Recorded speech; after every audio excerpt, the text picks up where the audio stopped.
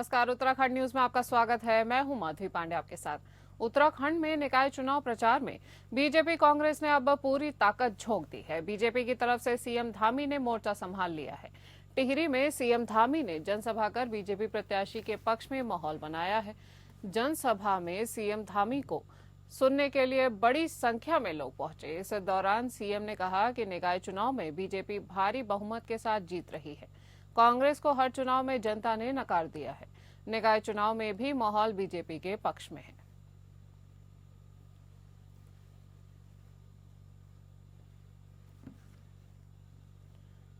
आपको बता दें कि निकाय चुनाव की तैयारियां तेज हो चुकी हैं। वहीं कांग्रेस और भाजपा दोनों ने ही कमर कस ली है और अब मुख्यमंत्री पुष्कर सिंह धामी भी जोर शोर से निकाय चुनाव के लिए प्रचार प्रसार में जुट गए हैं। हमारे संवाददाता योगेश सेमवाल फोन लाइन पर जुड़ गए हैं। योगेश, अब तो सीएम धामी भी ग्राउंड पर आ गए हैं प्रचार प्रसार के लिए भाजपा के लिए, तो अब निकाय चुनाव में भाजपा की कितनी मजबूती दिख रही है?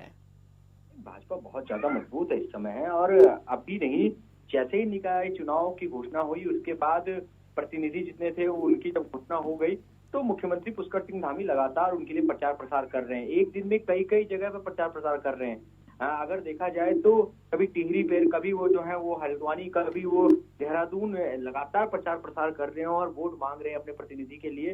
वो चाहते हैं कि जीत कर आए, क्योंकि जिस तरह से मुख्यमंत्री के नेतृत्व में कई सारे चुनाव हुए हैं और सबके सब वो जीते हैं लगभग।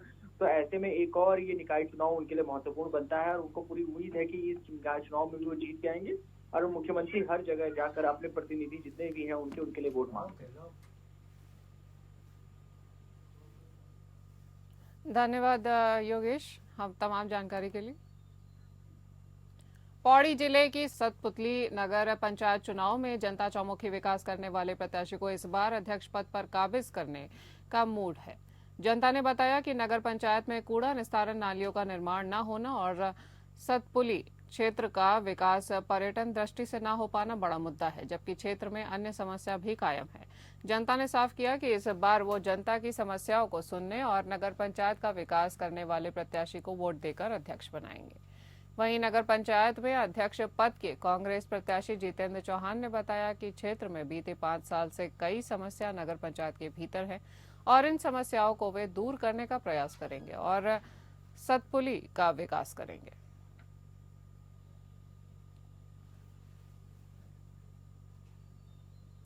हरिद्वार निकाय चुनाव में हर की पौड़ी कॉरिडोर और राजकीय मेडिकल कॉलेज मुद्दा बन चुका है। हरिद्वार में मेयर पद की प्रत्याशी अमरेश देवी बलियान के पक्ष में कांग्रेस ने विशाल रैली निकाली।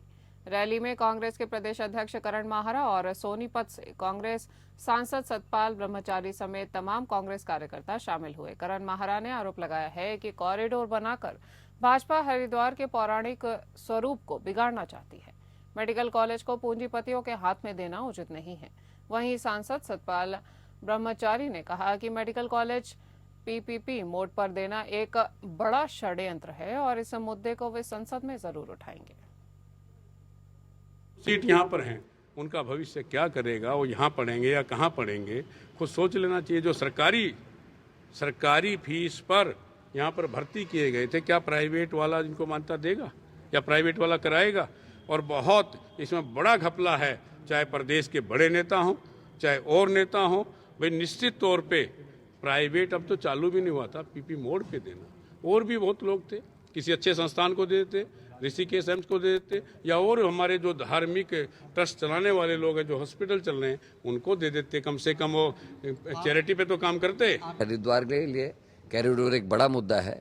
हजारों लोग बेघर और बिजनेस के हो जाएंगे, लोगों के बिजनेस खत्म होंगे और यहाँ की पौराणिकता, यहाँ की संस्कृति जो है वो खत्म हो गया। हम नहीं चाहते कि बनारस की तर्ज पे या अयोध्या की तर्ज पे यहाँ नुकसान किया जाए। नगर पालिका में हमारी चेयरमैन थी, उनकी मदद से जमीन दी गई जो सैकड़ों करोड़ की जमीन है और उसमें कई 100 करोड़ रुपया बिल्डिंग बनाने में लग गया और अब लाके वो जो है साहब को दे दी जा रही है। और उसका सबसे बड़ा उदाहरण आपके पास रामनगर का पीपीपी मॉडल का हॉस्पिटल है, वही भिक्यासैन भी चलता है। अभी 2 बड़े बस हादसे हुए, क्या हालात थी, लोगों को कैसे इलाज नहीं मिला, आप सबने देखा है और वही चीज़ यहाँ कर रहे हैं। हमारे संवाददाता रुपेश वालिया फोन लाइन पर जुड़ गए हैं। रुपेश जी, ये करण माहरा ने जो आरोप लगाया है कि कॉरिडोर बनाकर भाजपा हरिद्वार के पौराणिक स्वरूप को बिगाड़ना चाहती है और पब्लिक प्राइवेट पार्टनरशिप में देने पे ये नुकसानदेह साबित होगा, ये आखिर इसमें कितना दम है? देखिए माजी, जैसे जैसे चुनाव नजदीक आ रहा है वैसे वैसे कांग्रेस की तरफ से लगातार जो सत्तारूढ़ पार्टी है भाजपा, उस पर लगातार आरोप लगे जा रहे हैं। सबसे मुख्य मुद्दा यहाँ पर कॉरिडोर का है। कॉरिडोर को लेकर विशेष रूप से जो व्यापारी वर्ग है, हर की पौड़ी क्षेत्र का जो आसपास का व्यापारी है, वो विरोध में, पहले से ही विरोध में है। उनका कहना यही है कि यदि कॉरिडोर बना तो जो पौराणिक स्वरूप है हरिद्वार का, वो वाकई उसे बिगाड़ने का कार्य किया जाएगा। और इसी मुद्दे को लेकर फिलहाल जो कांग्रेस है वो यहाँ चुनावी मैदान में है। साथ ही साथ अभी जो जगजीतपुर में जो हॉस्पिटल बना है, मेडिकल कॉलेज बना है, उसे भी पीपीपी मोड पे दिए जाने का भी विरोध यहाँ पर लगातार जारी। छात्राओं ने वहां पर प्रदर्शन भी किया था और उन्होंने तालाबंदी भी कर दी थी। उसके बाद वो मुख्यमंत्री से मिलने के लिए जा रहे थे, लेकिन पुलिस ने उन्हें रोक दिया था, छात्र छात्राओं को। तो उसे भी कांग्रेस ने बड़ा मुद्दा बनाया था। अब कांग्रेस ने हर की पौड़ी तक विशाल रैली निकालकर यही संदेश देने का प्रयास किया है हरिद्वार की जनता को कि यदि कांग्रेस का मेयर हरिद्वार नगर निगम में आता है तो कॉरिडोर का हर संभव विरोध किया जाएगा और कॉरिडोर कतई भी बर्दाश्त नहीं किया जाएगा, कॉरिडोर बनने नहीं दिया जाएगा। साथ ही साथ जो प्रदेश अध्यक्ष है करण माहरा, उन्होंने भी आरोप लगाया है कि कॉरिडोर बनाकर भाजपा हरिद्वार के पौराणिक स्वरूप को बिगाड़ना चाहती है। मेडिकल कॉलेज को पूंजीपतियों के हाथ में दे देना उचित नहीं है, उन्होंने इस प्रकार के आरोप लगाए हैं। साथ ही साथ सोनीपत से जो सांसद हैं सतपाल ब्रह्मचारी, वो उनकी कर्मभूमि हरिद्वार ही है, तो वो भी कल यहाँ पर रैली में शामिल हुए थे। उन्होंने भी आरोप लगाया कि जो भाजपा की सरकार है वो लगातार पूंजीपतियों के हाथ में खेल रही है और मेडिकल कॉलेज को पीपीपी मोड पे दिया जाना बिल्कुल हरिद्वार की जनता के साथ बिल्कुल छलावा है। और यदि कॉरिडोर बनाने का प्रयास भाजपा सरकार द्वारा किया जाता है तो वो इसके विरोध में रहेंगे कि हरिद्वार की जनता ने यदि कांग्रेस पार्टी का मेयर चुना तो वो कॉरिडोर की जो व्यवस्था है उसे भंग कराकर ही मानेंगे। तमाम जानकारी हमारे दर्शकों से साझा करने के लिए धन्यवाद रुपेश जी। उत्तराखंड सरकार प्रदेश के कई स्थानों पर टनल पार्किंग के साथ साथ शहरों में भी अंडरग्राउंड पार्किंग बनाने का प्लान बना रही है। शहरी विकास मंत्री प्रेमचंद अग्रवाल ने कहा है कि प्रदेश में पर्यटन के लिहाज से करोड़ों यात्री आते हैं, इसलिए सरकार का सबसे ज्यादा फोकस पार्किंग पर है, क्योंकि ट्रैफिक से लोगों को दिक्कत का सामना करना पड़ता है। बताया जा रहा है कि पार्किंग अगर व्यवस्थित होगी तो ट्रैफिक की समस्या से लोगों को निजात मिल सकेगा। उन्होंने कहा कि आवास विभाग के तहत अभी तक कई पार्किंग स्वीकृत की जा चुकी है, जिन पर काम भी चल रहा है, जबकि कई पार्किंग तैयारी में है। मंत्री ने कहा कि टनल पार्किंग और अंडरग्राउंड पार्किंग को लेकर विभाग तेजी से आगे बढ़ रहा है, जिस पर सर्वेक्षण का कार्य चल रहा है। उन्होंने बताया कि यह पहला प्रदेश होगा जिसमें टनल पार्किंग होगी। उन्होंने ये भी साफ किया कि जरूरत पड़ने पर शहरों में अंडरग्राउंड पार्किंग भी बनाई जाएंगी।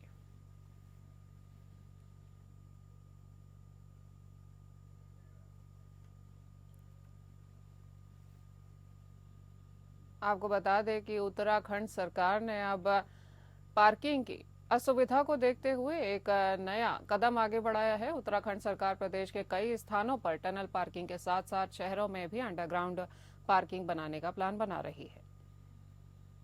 हमारे संवाददाता सतीश कोठारी ज्यादा जानकारी के साथ जुड़ गए हैं। सतीश जी, क्या जानकारी है आपके पास? देखिए, मैं बात करूं तो प्रदेश में जो है पार्किंग की बहुत ज्यादा कमी है, जिसको लेकर लगातार शहरी विकास मंत्री बात करते हैं कि पार्किंग की सही व्यवस्था हो। और सबसे बड़ी बात यह है कि प्रदेश में जब से राजधानी तो बनी और राज्य तो बना, लेकिन सड़कें वही की वही हैं जो सड़कें थी, छोटी छोटी सड़कें और क्या कहते हैं गलियां, तो उसको लेकर लगातार जाम की स्थिति बनी रहती है, लगातार परेशानियां होती रहती हैं प्रदेश में। उसको देखते हुए शहरी विकास मंत्री का कहना है कि जहां पे भी जगह मिले और जितनी जगह मिले वहां पे पार्किंग की अच्छी व्यवस्था हो। जिस तरीके जैसे सहारनपुर चौक है, आड़त बाजार है और इधर हनुमान चौक है, इन जगहों पे बहुत ज्यादा जाम लगा रहता है। मैं राजपुर रोड की बात करूं तो ये काफी जगह ऐसी है जो बहुत ही ज्यादा कंजेस्टेड है और मार्केट का भीड़ भड़ाका बहुत ज्यादा है, तो उसको लेकर लगातार दिक्कतें होती रहती हैं। तो उसको लेकर लगातार मंथन चलता रहता है कि किस तरीके से ये जाम खत्म हो और क्या व्यवस्था की जाए। तो उसको लेकर लगातार जो है सरकार कह रही है कि इस तरीके की शहर में व्यवस्था हो जो कि जाम ना हो और व्यवस्था जो है सुचारू रूप से चले। जी सतीश जी, बने रहिए हमारे साथ, हम आगे आपसे और भी जानकारी लेते रहेंगे। इस साल गणतंत्र दिवस का आयोजन 38वें राष्ट्रीय खेलों के रंग में सराबोर होगा। इस बारे में खेल मंत्री रेखा आर्या ने मुख्य सचिव को पत्र लिखा है। 26 जनवरी के अवसर पर पूरे प्रदेश में निकाले जाने वाली झांकियों में इस साल राष्ट्रीय खेलों के प्रतीक छाए रहेंगे। पत्र में खेल मंत्री ने कहा है कि गणतंत्र दिवस के अवसर पर इस वर्ष की झांकियां व परेडों एवं प्रभात फेरियों का मुख्य विषय 38वें राष्ट्रीय खेल उत्तराखंड की मेजबानी रखा जाएगा।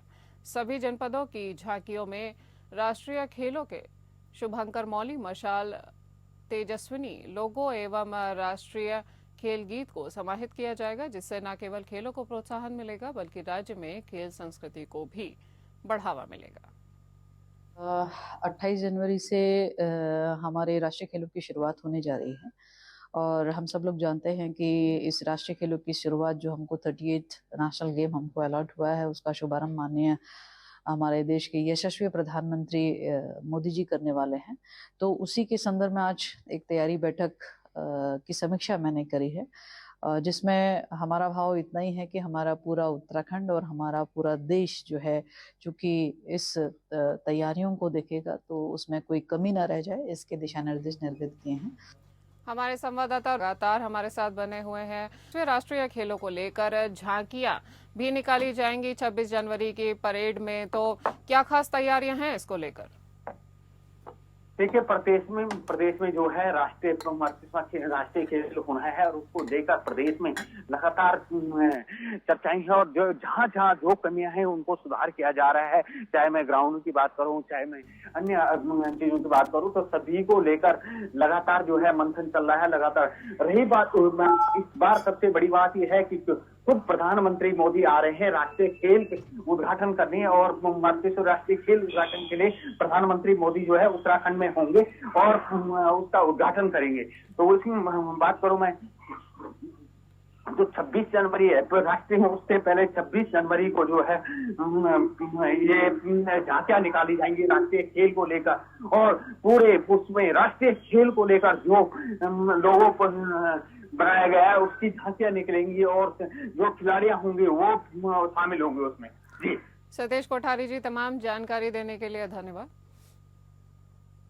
उत्तराखंड में इस साल गणतंत्र दिवस का आयोजन 38वें राष्ट्रीय खेलों के रंग में सराबोर होगा। इस बारे में गुरुवार को खेल मंत्री रेखा आर्या ने मुख्य सचिव को पत्र लिखा है। 26 जनवरी के अवसर पर पूरे प्रदेश में निकाले जाने वाली झांकियों में इस साल राष्ट्रीय खेलों के प्रतीक छाए रहेंगे। पत्र में खेल मंत्री ने कहा है कि गणतंत्र दिवस के अवसर पर इस वर्ष की झांकियों परेडों में प्रभात फेरियों का मुख्य विषय 38वें राष्ट्रीय खेल उत्तराखंड की मेजबानी रखा जाएगा। सभी जनपदों की झांकियों में राष्ट्रीय खेलों के शुभंकर मौली, मशाल, तेजस्विनी लोगो और राष्ट्रीय खेल गीतों को समाहित किया जाएगा, जिससे न केवल खेलों को प्रोत्साहन मिलेगा बल्कि राज्य में खेल संस्कृति को भी बढ़ावा मिलेगा। आगामी नगर निकाय चुनाव और राष्ट्रीय खेल को सकुशल संपन्न कराने के लिए वरिष्ठ पुलिस अधीक्षक देहरादून द्वारा समस्त राजपत्रित अधिकारियों के साथ पुलिस कार्यालय देहरादून में गोष्ठी आयोजित की गई। गोष्ठी के दौरान आगामी नगर निकाय चुनाव के दृष्टिगत चिन्हित किए गए संवेदनशील, अति संवेदनशील स्थानों की जानकारी लेते हुए एसएसपी देहरादून द्वारा चुनाव प्रक्रिया के दौरान सुरक्षा के समुचित प्रबंध सुनिश्चित करने के निर्देश दिए गए हैं। साथ ही उपस्थित अधिकारियों को अपने अपने क्षेत्र में ऐसे अराजक तत्वों को जो चुनाव प्रक्रिया को बाधित कर सकते हैं, उन्हें चिन्हित करते हुए उनके विरुद्ध समय से आवश्यक निरोधात्मक कार्यवाही सुनिश्चित करने के लिए निर्देश दिए गए हैं। इसके अतिरिक्त उपस्थित अधिकारियों को अपने अपने क्षेत्रों में स्थित मतदान केंद्रों व बूथों का स्थलीय निरीक्षण करते हुए मतदान से पूर्व सभी आवश्यक व्यवस्थाएं पूर्ण करवाने हेतु निर्देशित किया गया है। देहरादून जिले में भीख मांगने और कूड़ा बीनने का काम कर रहे बच्चों के लिए जिलाधिकारी भगवान बनकर आए हैं। डीएम की मुहिम पर बच्चों को रेस्क्यू कर उनको अब शिक्षा दी जा रही है। अभी तक कितने ही बच्चों को रेस्क्यू किया गया है? क्या इन बच्चों का पढ़ाई में मन लग रहा है? और ये गरीब बच्चे कहाँ के रहने वाले हैं? बच्चों को आखिर क्यों कूड़ा बीनने और भीख मांगने की जरूरत पड़ी है? भीख मांगने और कूड़ा बीनने के लिए मजबूर मासूमों के लिए जिला प्रशासन ने एक विशेष अभियान चलाया है।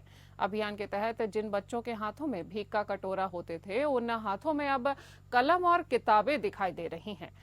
ऐसे बच्चों को जिला प्रशासन द्वारा साधु राम इंटर कॉलेज में बनाए गए इंसेंटिव केयर में लाया जा रहा है। इस पहल के माध्यम से बच्चों को शिक्षा और खेल से एक बेहतरीन भविष्य देने का लक्ष्य बनाया गया है। वहीं डीएम का कहना है कि बच्चे राज्य और देश का भविष्य हैं और सेंटर में ले जाकर खेलकूद कराकर पढ़ाई कराई जा रही है और बच्चों को खाना भी दिया जा रहा है। साथ ही बच्चों में पढ़ने और खेलकूद की रुचि भी देखी जा रही है। हमें उम्मीद है कि बच्चे पढ़ाई करेंगे और इसके बाद इन बच्चों को स्कूलों में दाखिला करा दिया जाएगा। जो भी उन पर पढ़ाई का खर्चा आएगा वो जिला प्रशासन करेगा। और अभियान के तहत अभी तक 23 से ज्यादा बच्चों को रेस्क्यू किया गया है। अब इन बच्चों को देहरादून स्थित साधुराम इंटर कॉलेज में स्थापित आधुनिक यूनिवर्सिटी कैरियर सेंटर में पढ़ाया जा रहा है।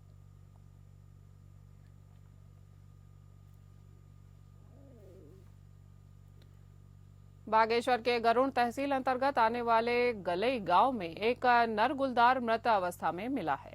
ग्रामीणों ने सुबह गुलदार को मृत अवस्था में देखा। मृत गुलदार की सूचना पाकर वन रेंज गड़सेर और वन विभाग बागेश्वर की टीम मौके पर पहुंची और मृत नर गुलदार को कब्जे में ले लिया है।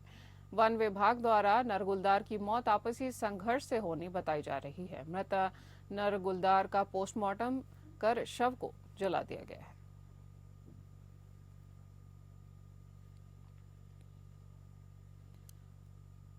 हरिद्वार में पुलिस और एक बदमाश की मुठभेड़ हुई है। मुठभेड़ में बदमाश पुलिस की गोली लगने से घायल हो गया है। घटना गुरुवार देर शाम की है, जब पथरी थाना क्षेत्र के सुभाषगढ़ के पास पुलिस ने चेकिंग के दौरान एक स्विफ्ट कार को रोकने की कोशिश की।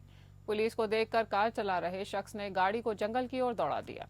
इसके बाद पुलिस ने पीछा करते हुए कार को घेर लिया और खुद को बदमाशों से घिरा हुआ पाया। खुद को गिरता हुआ देखकर बदमाश ने पुलिस पर फायर कर दिया। जवाबी फायरिंग में बदमाश के पैर पर गोली लग गई, जिससे वो घायल हो गया। तलाशी लेने पर गाड़ी से 900 से ज्यादा नशीली दवाइयां बरामद हुई। आरोपी इन नशीली दवाओं की डिलीवरी करने के लिए इस क्षेत्र में आया था। आरोपी का नाम बिट्ट है, जो सहारनपुर जिले के देवबंद का रहने वाला है और उसके खिलाफ अलग अलग थानों में 1 दर्जन से ज्यादा मुकदमे दर्ज है। घायल बदमाश को इलाज के लिए जिला अस्पताल में भर्ती कराया गया है। जिससे उस गाड़ी को इस तरीके से भगाया, जब उसका पीछा किया तो वो गाड़ी आगे एक कीचड़ पे फंस गई थी, जिससे जो अभियुक्त है वो वहां से भागने की कोशिश करने लगा, जिसको पुलिस के द्वारा रोकने के लिए कहा गया। उसके द्वारा पुलिस पर फायर किया गया। पुलिस ने तत्काल उसे न्यूट्रलाइज करने के लिए उसके जवाबी फायर में उसे न्यूट्रलाइज किया। इसी बीच उसके पैर में गोली लगी, जिसको अभी हॉस्पिटल में ले जाया गया है और अभी वहां उसका उपचार चल रहा है। इस बीच जो इसके चेकिंग के से हमें पता लगा कि यह व्यक्ति, इस पर ऑलरेडी 13 मुकदमे विभिन्न थानों में दर्ज हैं। अलग अलग थाना क्षेत्र में हुई चोरी और वाहन चोरी की 3 घटनाओं का दून पुलिस ने खुलासा किया है। घटनाओं को अंजाम देने वाले 3 अभियुक्तों को अलग अलग स्थानों से पुलिस ने गिरफ्तार किया है। घटना के अनावरण हेतु एसएसपी देहरादून के निर्देशों पर थाना अध्यक्ष नेहरू कॉलोनी द्वारा थाना स्तर पर पुलिस टीम गठित की गई है। गठित टीम के द्वारा घटना के संबंध में सुरागरसी पतारसी करते हुए जानकारियां एकत्रित की गई। दून यूनिवर्सिटी रोड से मोबाइल चोरों की घटना को अंजाम देने वाले अभियुक्त मोहन छेत्री गिरफ्तार कर लिया गया है, जिसके कब्जे से चुराए हुए स्मार्टफोन, मोबाइल अभी बरामद किए जा चुके हैं। गिरफ्तार अभियुक्त नशे का आदी है, जिसके द्वारा नशे की पूर्ति के लिए उक्त घटनाओं को अंजाम दिया गया था। अभियुक्त घटना में चुराए गए मोबाइलों को राह चलते व्यक्तियों को बेचने की फिराक में था, पर उसे पहले से ही पुलिस द्वारा गिरफ्तार कर लिया गया। इस बुलेटिन में इतना ही। नमस्कार।